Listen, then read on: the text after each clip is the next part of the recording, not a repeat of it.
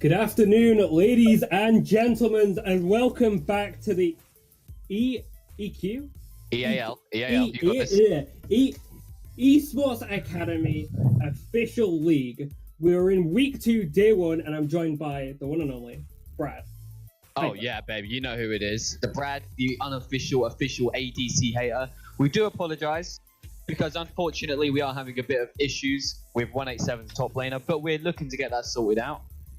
I mean, I'm super excited. I'm super excited, Luna. I am very hyped to see today's games. Do you want to go? Oh yeah, I was just going to say SRG and 187.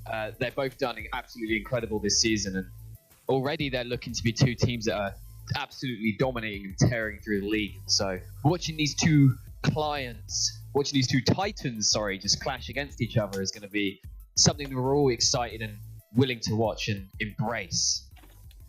I think with today's games, it's going to be very interesting. First up, we've got SRG Korea versus 187. SRG look to make the redemption week after going 0-2 in week 1. Having some very unlucky games, some misplays. While 187, they popped off one game, and then they look to be a really strong team, and then you look towards the next game, and there's issues. It's more of a consistency thing. Can they pull through? Can they show that they are a top team in the league? Or are they just a middle-of-the-pack 1-1 team? If we're talking about the same 187 here, Luna, I'm interrupting. Have you seen the bot lane of 187? That's what I've been looking at for the entirety of this casting experience. The bot lane for 187 is just unbelievable. Their AD carry, just popped off. They absolutely destroyed on a killing game. And just looking forward to today, hopefully they'll play through the bot lane. We'll get to see their AD carry play to their strong points. And hopefully we'll see a bounce back from SRG to match this powerhouse. I love it. An interesting game. You know what? I've been when I first went into game and first went into this casting thing, I looked at Slicks and he missed 4 bindings in laning phase, and I've never been shot up so quickly about the consistency of a bot lane. Synchron and Slicks are just both remarkable, and a duo to be messed with in the EA League. I think looking forward, it's going to be a very interesting scenario. SRG's bot lane is nothing to be, messed with. They are a strong lane on their own, but I'd like to see how this great duo plays against this duo that we haven't really seen get into the stages, get into the place where they need to be to pop off. As a bot lane duo, they've been lacking a little bit of synergy, but maybe after a week they've got it together and they're going to prove that they are a top team in this league. And it's definitely looking at that point of can they bring out the synergy? Because SRG, we went into the start in this league believing that they're a force to be reckoned with, and with the opener we said they're a force to be reckoned with, but can they prove it here today, going up against what is considered to be one of the strongest teams in the league, and prove that they have what it takes to climb to the top? I think they can. SRG has always been an org that, in different leagues, it's been a strong org and a force to be reckoned with. And I think this SRG team is going to keep up that legacy and show that they are a strong team and prove to the rest of the league that they're a force to be reckoned with. They're not an O2 team. They're not a bottom-of-the-pack team, and they can contest for the playoffs. Well, I've been looking over the compositions of which 187 used last week. And of course, we're going over this deadly bot lane of the Morgana and the Caitlyn being so strong for a Synchron and Slicks. What kind of composition do you think that they're going to want to play into SRG here? Because obviously, they're quite confident. They might go for something where they just comfort pick, but, we have the meta abusers of the league, but it's always about finding that differential of, are we in a position where we feel comfortable enough to play what we're comfortable on? I think regarding 187's comp, they'll definitely play around the bot lane, giving a Synchron a very good AD carry, a very strong AD carry for them, such as the Caitlyn, the critty, hyper carry scaling AD carries, that they can really show their power moving into the late game, taking a lead from their highly aggressive and punishing playstyle to force more objectives across the map. I definitely expect if Sion is open, 187 will pick up that Sion as fast as it can And if Sion's not open, I expect an On or a Shen. Something that is like a tanky frontliner in the top and jungle with a mage mid, and Yeah. something to help out their AD carry in the early game, or something with Peel as a support. I think that's a really good comp for 187. It plays to their strengths. It also covers majority of their weaknesses, and overall, 2 frontline tanks with a hyper carry AD carry with something with Peel and a mage. That seems like a pretty deadly force to be reckoned with. Well, Farian in the top lane was extremely strong, and he showed us that he could hold his own in the top lane on that Sion, and getting that level 17 advantage with the constant split push, he was practically just a machine in the front lane, completely peeling away from this Caitlyn, who, in regards to that, you could say didn't even need the peel, was so independent and just utterly demolishing Cosmos in that game last week. I mean, when you look at that game and you look back at it, you have to feel bad for 187's opponents last week. I mean, they played against Evo, and it was a very close game. Evo did come out on top, being at the top of the pack alongside Hunters, I believe. And it really cements that they are a top 3, top 4 team. Obviously, they may have had an unlucky game against Evo, but after seeing that game against EAO, where Asynchron just 12-0-8 on the Caitlyn with 220 farm in a 31-minute game, just 70 CS up on the Xayah, and it really shows you like what a powerhouse that player is. I definitely agree. Asynchron is definitely a portion of 187 that 187 can afford to play around with, his mechanics and skills being so deadly, and it was clearly proven in that win. But looking over at SRG, I'm looking and I'm hoping and I'm wanting for them to go on something that they're more comfortable on. I mean, their comp was definitely what I consider quite meta abusing with the Urgot in the top lane and the Jinx in the ADC. Would you like to see them in something more comfortable? Would you like to see them on maybe their one tricks is what we would consider it to be, and see them really abuse the actual mechanics that they do have and try and get a win off the boards, get this machine going? I think if SRG are looking to pull out a victory today and more cement themselves as a top team, they need to stay away from the Jinx. I think Jinx is a very bad pick, especially for an AD carry player that didn't really have a good showing. And a mobile AD carry that scales really late is something that, if you want to go for the hyper carry style and try to match Asynchron in the bot lane with hyper carries, I don't think Jinx is the way to go. I think you want to give their AD carry something with a bit more mobility, something more comfort. Maybe a Lucian if they play it, or a Tristana, which is more of a hyper carry with a lot. I'll be honest, it didn't really look like their composition was made around to play around the Jinx. I mean, with this burst potential of the Kassadin and the J4 being such an all-in, you really find it hard as a Jinx to being able to peel off yourself if you can't get the get excited going. I really think that whatever reason they picked Jinx in that comp just wasn't good enough. Even if it's comfort, the Jinx side just didn't really make sense, especially against an Elise and an Ashe, a Morgana. No mobility. You're not going to get out of an Orianna roll, a Elise Cocoon, a threaded volley from the Ashe, or a Frost arrow. So realistically, like picking Jinx into even 187 will get highly punished, especially with Asynchron on the other side of the lane. But I think if SRG are looking to come out on top, come out and show they are a good team, they need to pick something that's comfort to their strong points. Yes, they went with the meta style, right? But I think going forward, that comp can work. It's more of you need to put your own spin on it. Swap out some of the champions. Try and mesh together as a duo bot lane or as a jungler, meshing with your laners. It's more of they just didn't look on form. No, and it's extremely unfortunate for SRG because looking at them as a team and hearing about them as an organization, I really did have high hopes for them. But it's never over until the fat lady sings. And to be honest with you, Luna, I think that they could win today. I definitely believe that they could win today. Well, indeed, there is always up for surprises, and the game is getting more and more exciting for me as we talk. It's just the constant, What is SRG going to do? How are they going to change this? How are they going to improve for this game? And what is 187 going to show us this time? The Caitlyn was already good enough. We're talking about SRG versus 187, but we're still here 12 minutes later with a very long delay. So I want to apologize to everybody in chat. Go grab yourself some biscuits, grab yourself some tea, some lovely scones, grab your dinner, grab whatever it is, grab your, I won't say.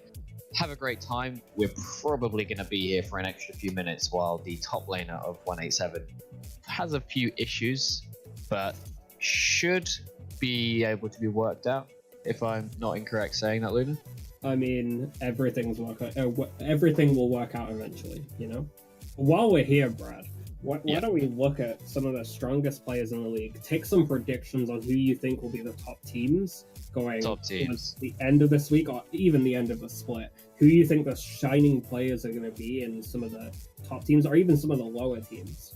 Well, while I go over this, Luna, I'm going to ask also the chat as well to give me their personal opinions on what they believe the strongest teams will be and what the strongest, shall we say, the strongest players will be as well. Have you seen anybody or played against somebody whom you've considered to be an extremely strong player? But I'll be honest, after seeing EA Hunters and their performance over last weekend, they seem to be an extremely dominant team, and they seem like the type of team that are ready to take the door off its hinges and prove why they're here in the league.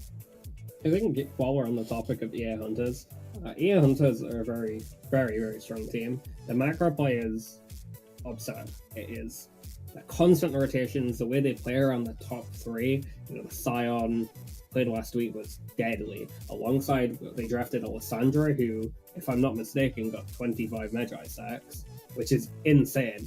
And, well, the way they played the top side of the map was just incredible. But I will have to say, the weak spot for Hunters is their bottom lane.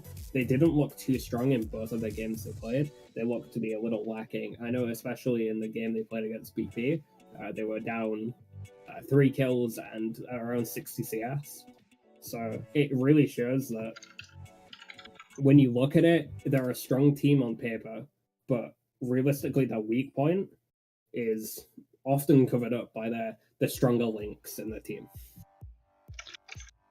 It's all about that synergy, Luna, and it's about can all of these individual teams put it off? And I mean, if I'm to be honest with you, we've seen such remarkable showings of synergy in some of these teams, and we can also say that in some of the teams as well, such as SRG. I hate to blame them, but synergy hasn't really been on point. So looking upwards and looking onwards, we're hoping that we get a good game today. And as a caster, it's never really fun casting over a complete stomp. There's nothing really much to be gained from that, is there, Luna? I mean, it really depends. From a caster's perspective, a stomp isn't really the best, but it can show what one team can do. But getting stomped as a player, even if it's in a league game or a scrim, can be very impactful. It can help you out a lot as a team. Creating synergy, looking back at the replays, seeing, you know, how you've done, where you've gone wrong, and how you can improve going forward. This is a 9-week split, I do believe. So, you know, obviously there's 9 weeks to just make sure you get the top 6 and move on to the playoffs. But even if you don't, becoming a good team, creating the synergy, and just learning how to play together is probably one of the strongest things you can get out of this. And what a lot of teams seem to forget about, and it's definitely something I've experienced when scrimming against other teams outside of the EAL, is they never really seem to consider that you can get stomped and you can get stomped 18-3, or you can go stomp another team that's 27-2, but there's going to be mistakes that were made during all of these games that are really going to have a huge impact. And unless you can identify those mistakes, these mistakes are going to happen over and over and over again, such as triangular warding, your support maybe having a low vision score, etc. It's really low things and really small things that can usually lead to a defeat in most games, unfortunately.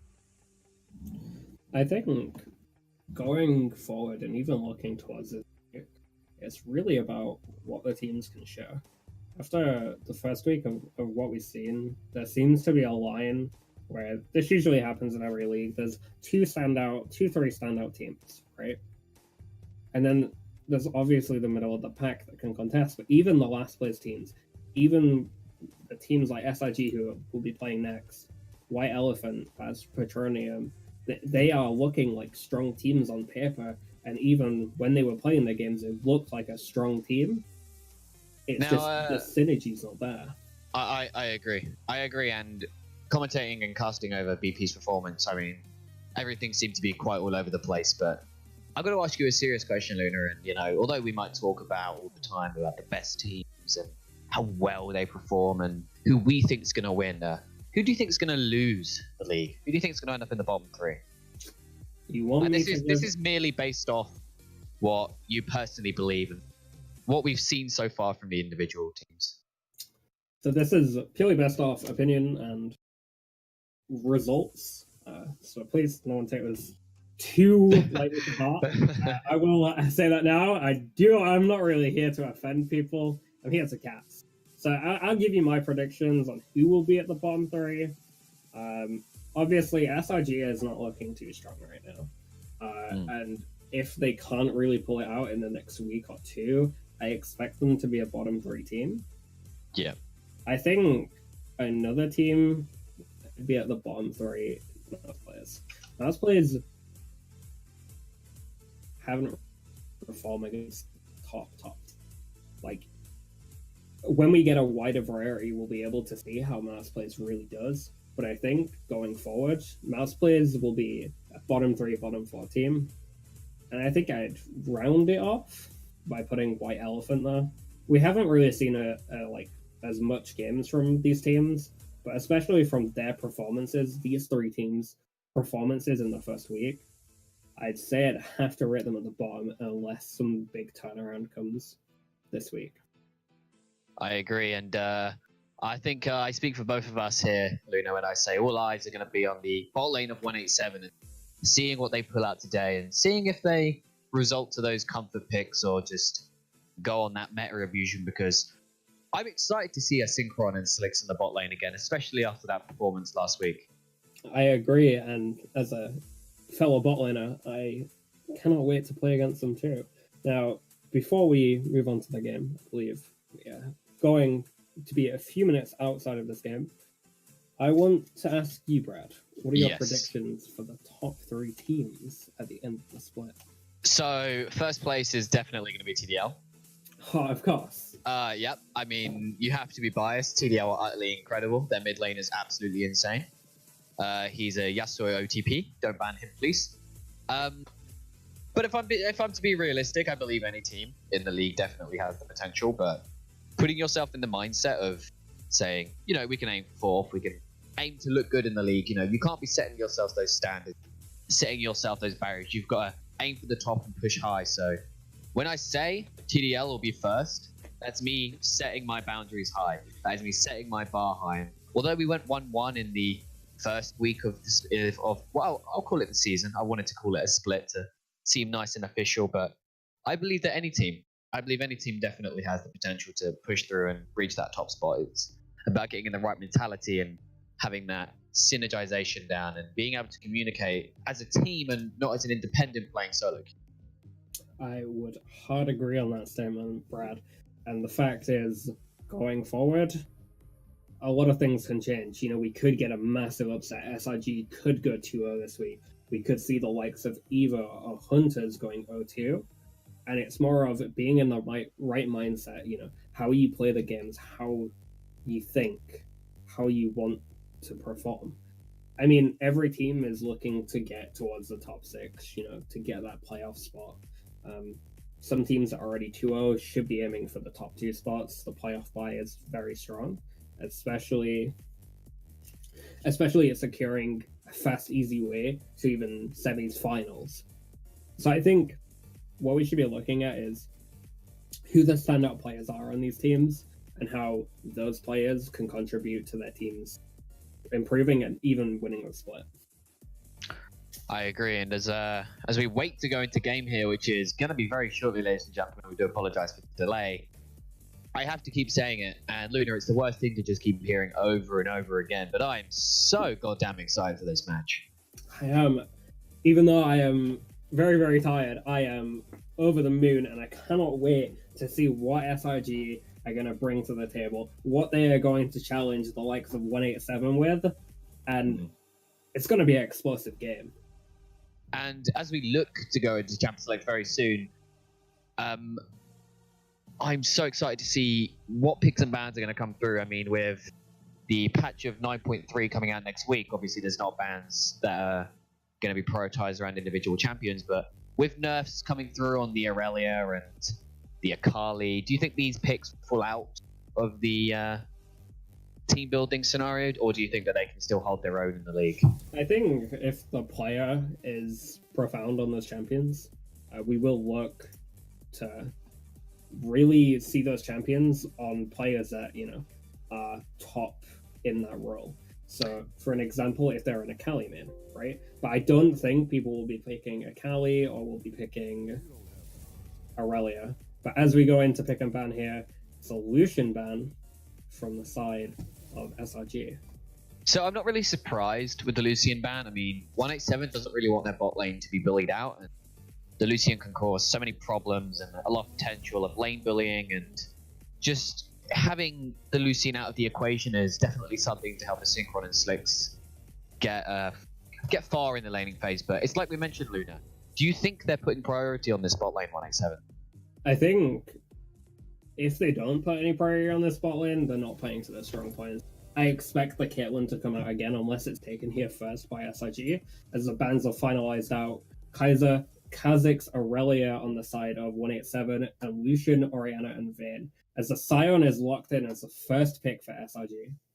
So putting a lot of priority on that bot lane, and only a bit on the mid, but it's very rare that you see the mid lane being picked first, as we see an insta-lock Scion here from Styx, and already these picks are just funneling through. I'm seeing an Olaf and an Aatrox, and could this possibly be Redemption Olaf? The 3v3 potential is known in most of the competitive scenes. I would be amazed to see how this Elo of players, this team in 187 will be able to handle. And we have a Zoe pick. Luna, I'm sorry, Zoe in the EAL, ladies and gentlemen, something that was not expected at all. Of course, I mean, it is a flex pick, but was definitely not something that I was going to be expecting to come out from 187. Especially after the Lissandra lock. You'd be thinking this is going towards the bot lane. As the Urgot comes out here, it's a little weird. They're just trying to, see if they can get rid of the flex options after Aatrox is already there. It can go jungle, mid, or top. Zoe, of course, has been shown to go bot lane, shown by perks, and it can also go mid. It's a very strong mid laner. As Vladimir gets taken off the table, obviously, we all know Vlad is a very strong champ. As Caitlyn gets Caitlyn lock, a Synchron back on that Caitlyn, what we've all wanted to see, but the insta-lock bot lane picks, the Jhin and the Zyra coming through. Now that is definitely interesting. And the Morgana. So they're going for round 2 on this Caitlyn Morgana bot lane that they have shown so much power on against other teams. And the fact that they're against the Jhin Zyra, this is going to be a very pokey. Who can get the most bot lane pressure? Who can come out on top? Who can get the CS lead?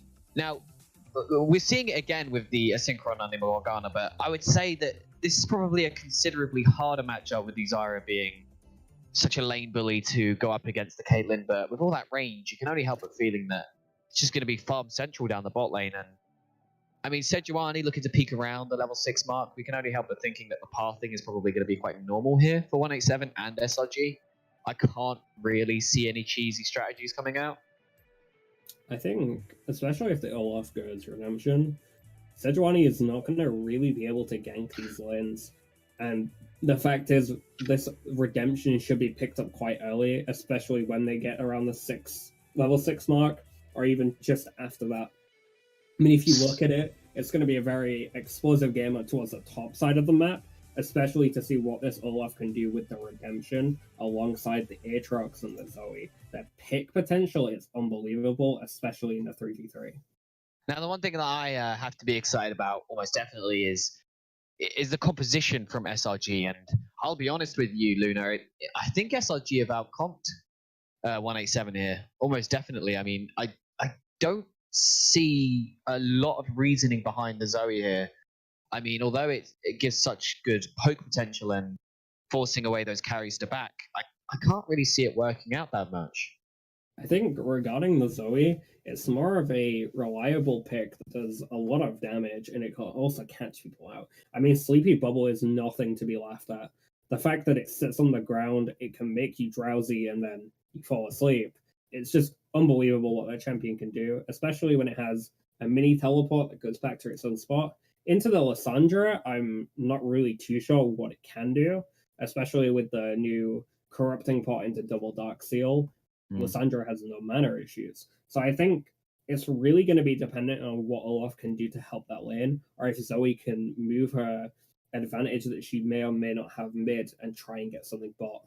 Especially well, when Alfarius, sorry to interrupt, Alfarius has taken the cleanse. I mean, this is going to remove partial of the kill pressure here from Ashe, but I can't really see it removing that much. I mean, chaining the CC correctly from the Sejuani and the Lysandra, I mean, there's a lot of potential in the mid lane, just quite an early kill. And I mean, it probably isn't directed towards the Lysandra snowballing at all, but it's definitely an option with the lockdown potential.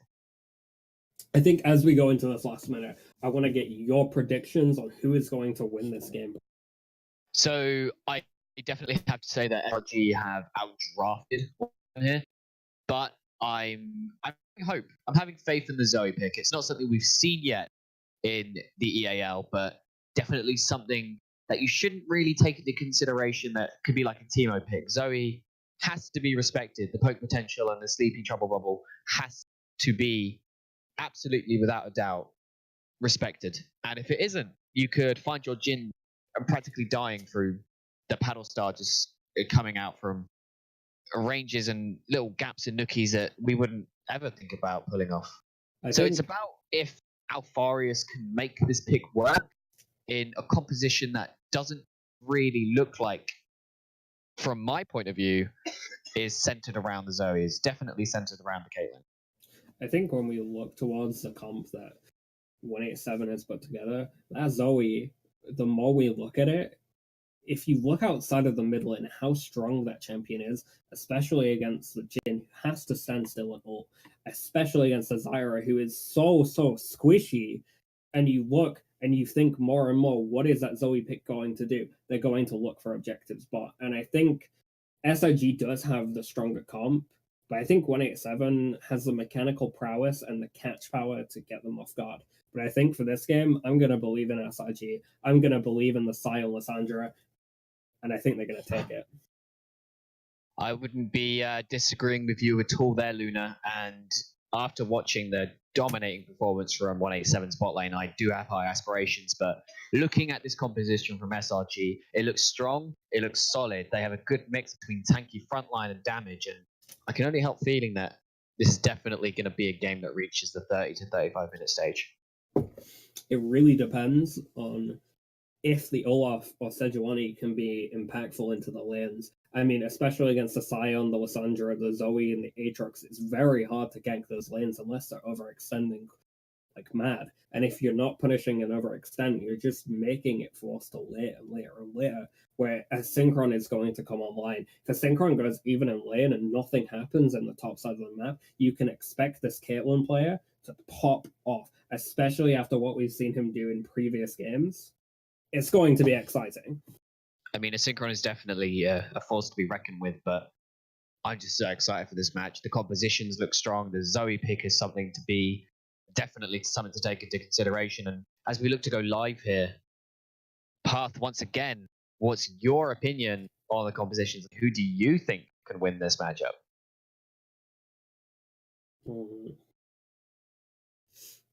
I think going into this game, though, Brad, it's really going to depend on who the jungle is and how the jungle is gank, where they gank, how they play the map. And I think this game, going into the later stages, will be decided off the bot lane. I think it really can get started by the junglers.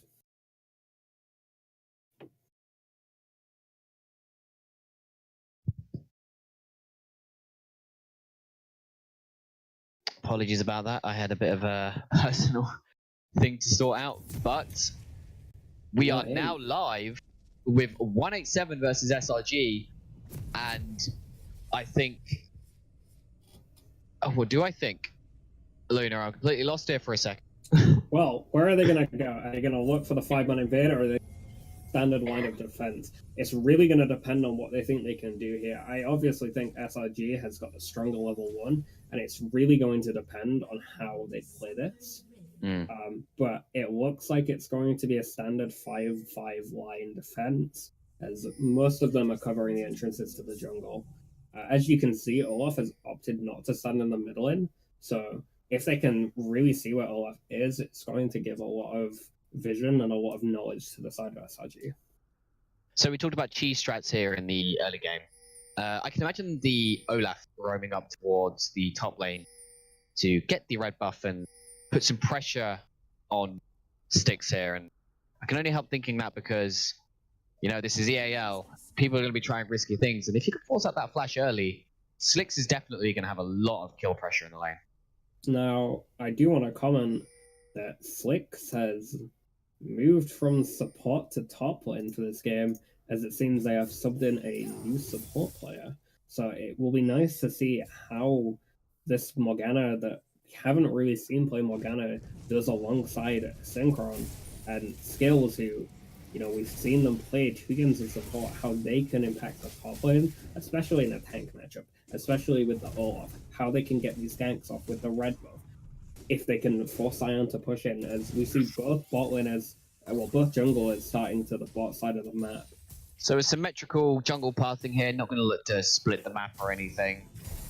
Split jungling is basically where the blue side will take the bot half of the jungle, the entirety of the bot half of the jungle, and the red side will take the top half. It's usually to put pressure on the side lanes and individual lanes, but I can't imagine that being used that much in the EAL, as it's only used quite high competitive play, but just normal farming going on here. Slicks is going to like to trade into Styx. And Luna, how do you feel about the top lane names?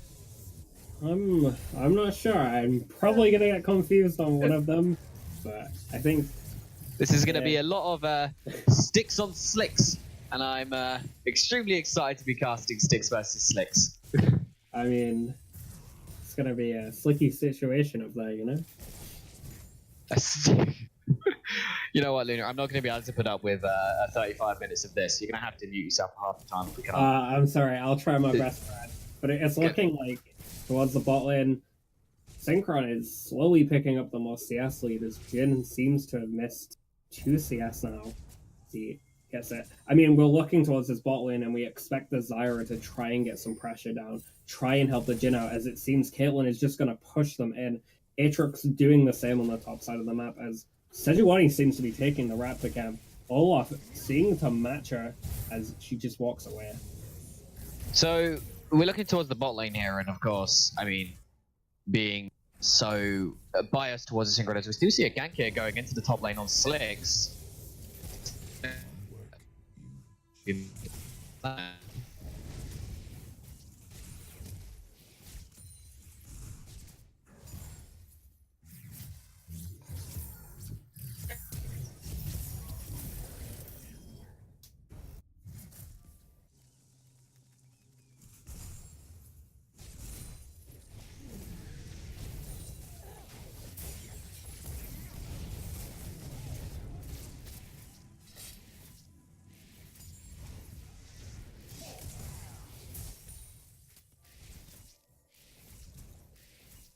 Are we back? Hello?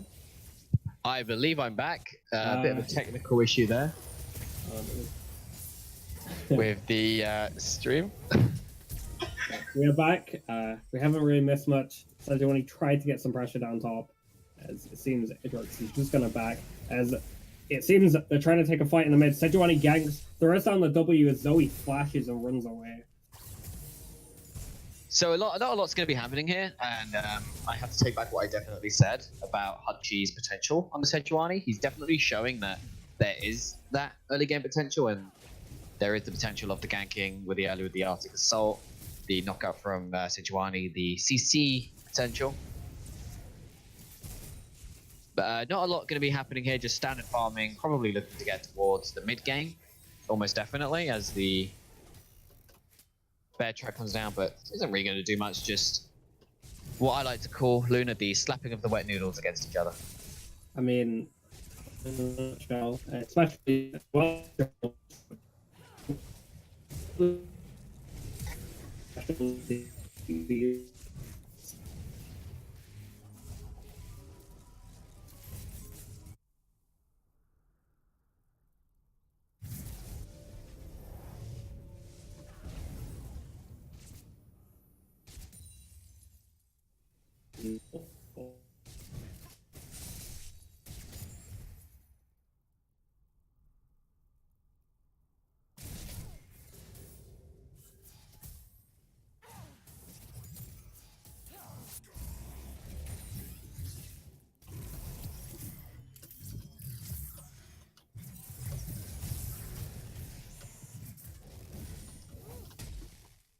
that is fine. So, we do apologize, guys. We're having a bit of internet issues here.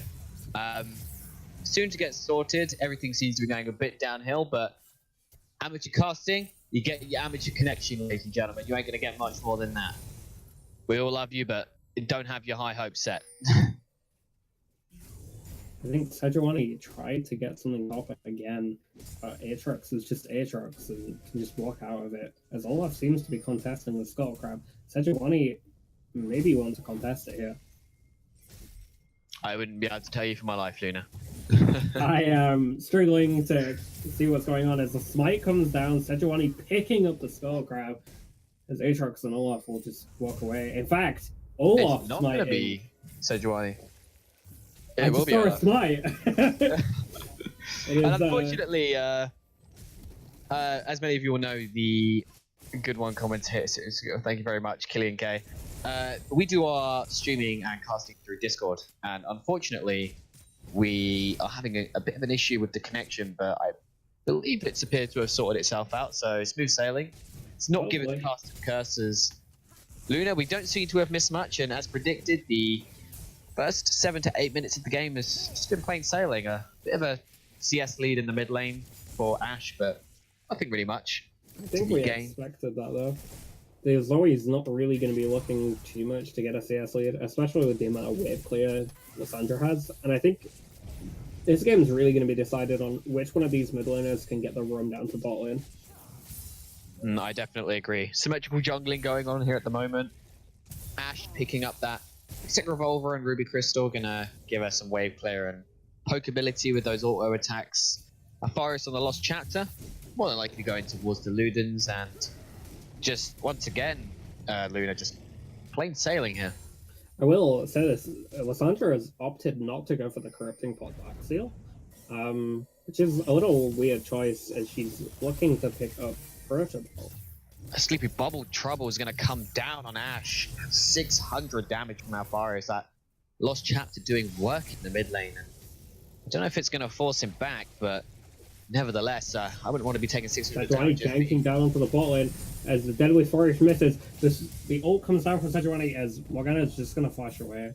And Glacial Prison used absolutely amazingly there by Huchani, forcing out the flashes, forcing out the summoner spells. And that's what you want from your jungler. Although most ganks you're looking to get a kill from it, didn't really lead to much there from Hunchy, but a return gank to the bot lane definitely to be expected as we see some trading going on in the top from Sticks and Slicks. I feel like Falcon could have done a little better throwing down the Deadly Flourish like moments before the ult comes down. Instead of chaining the CC onto the Morgana, he went for the kill. And I think especially if you can get a pick on a champion, you should be looking to talk more. And if you're going to throw the ult down and commit, you need to be ready for it. Instead of throwing down the Deadly Flourish as he just Q pokes onto the back line, hitting the Deadly Flourish as the Arcane Comet goes down. So misplay by Falcon. I mean, apart from that, just once again going back to the point of this farming and just making sure you're staying ahead and upright. But we look towards top lane. There is a 15 CS differential for Slicks being the Aatrox, and they're even going to come down here. A lot of damage going to be going on to Slicks, the Aatrox, and could potentially force him back. But he's on that Doran's Blade. Not a usual start for the Aatrox, but nevertheless, Sejuani's caught out here. Olaf looking to contest as he hits the axe and almost kills the Sejuani as he's looking to just take the blue buff and get out. But you see, it's going to force him away because the roams are coming through from Styx and Ash. And Hunchy would just be able to pick up that blue buff. And to be honest, that's a situation we need that blue buff for the sustain of clearing multiple camps, such as Raptors and the Golems towards bot side. Sorry, I apologize about that. But a sustainable lead coming in here for the Olaf, 10 CS up. Almost definitely having a jungle priority, and if a 1v1 was to come through between the two junglers, which is usually very, very rare, you can only help thinking that the Olaf definitely has this in the bag. I think looking at where the Olaf's moving now, he should be looking to just clear this Raptor camp and back. And especially since all in is starting to lose in the CS, getting pushed in by the Jhin, they need to start putting pressure down there. You don't want Asynchron to be too far behind on this against this Jhin. Looking to get that 80 head, get their star player into the position where they can carry. And I believe that's the next movement for Olaf, as Morgana seems to be spotting out the Zyra going in for a deep wall. Trading going on in the mid lane here. The Frozen Tomb going to be coming down.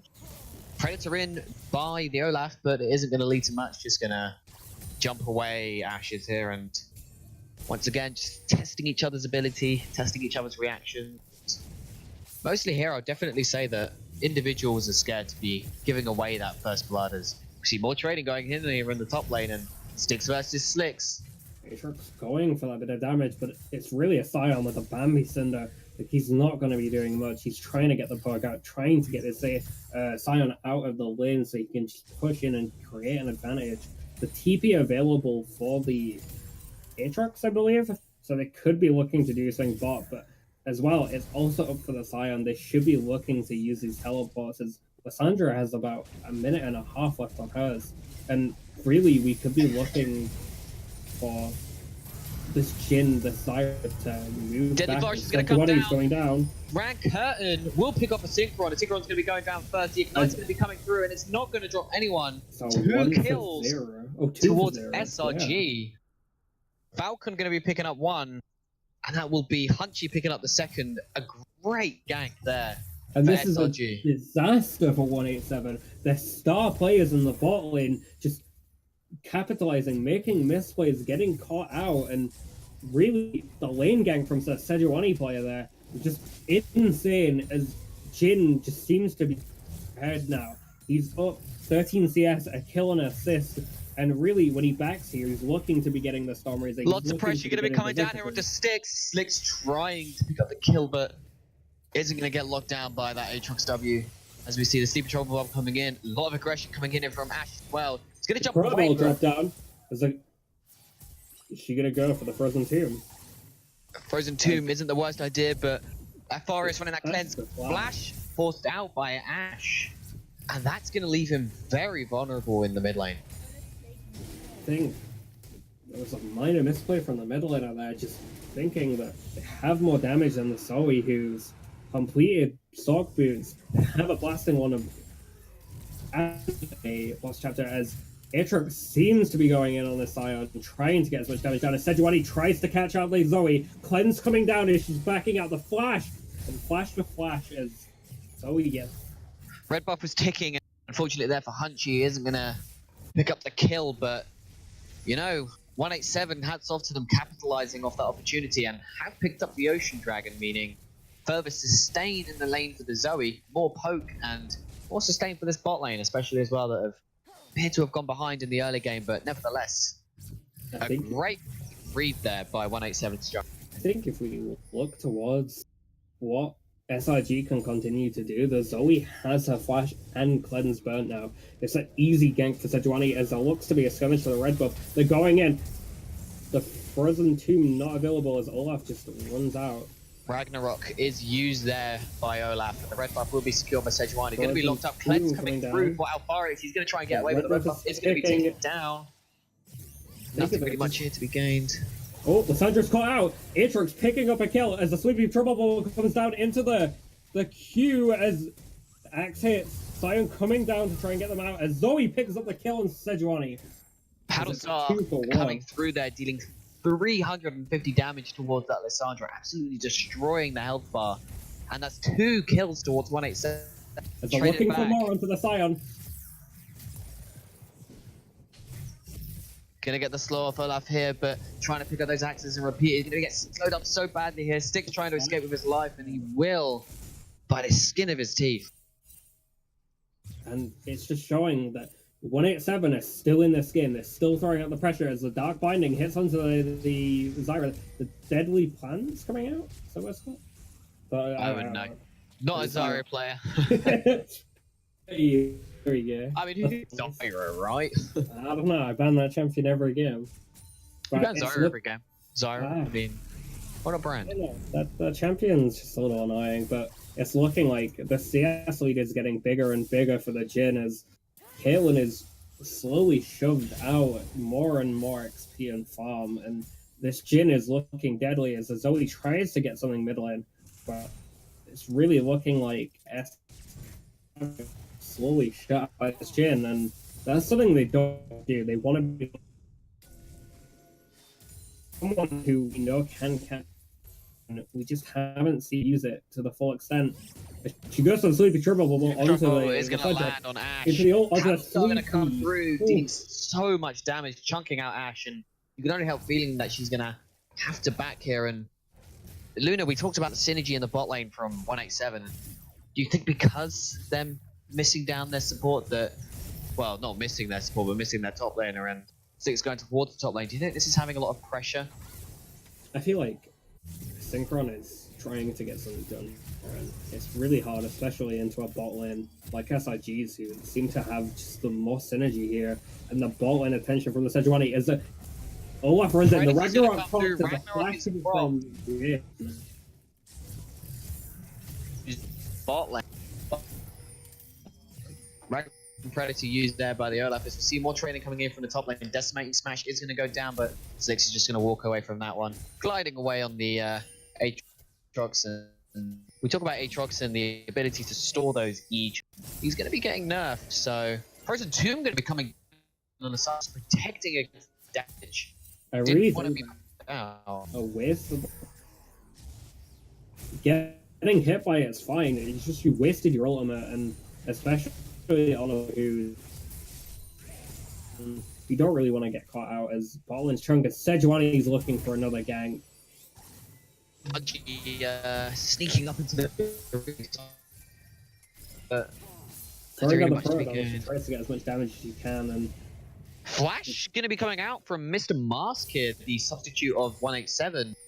Maybe just a bit scared there to get locked down, maybe perhaps knowing that the Sejuani's in the lane there as the dot bind is going to land. Glacial Tomb's going to come through. That's going to be the Arctic Assault as well, and that's going to be a kill. And it's just a repeat gank onto this bot lane. It's a trying to get this Jhin more and more fed as it's looking like Seven's bot lane are just going to get shut out.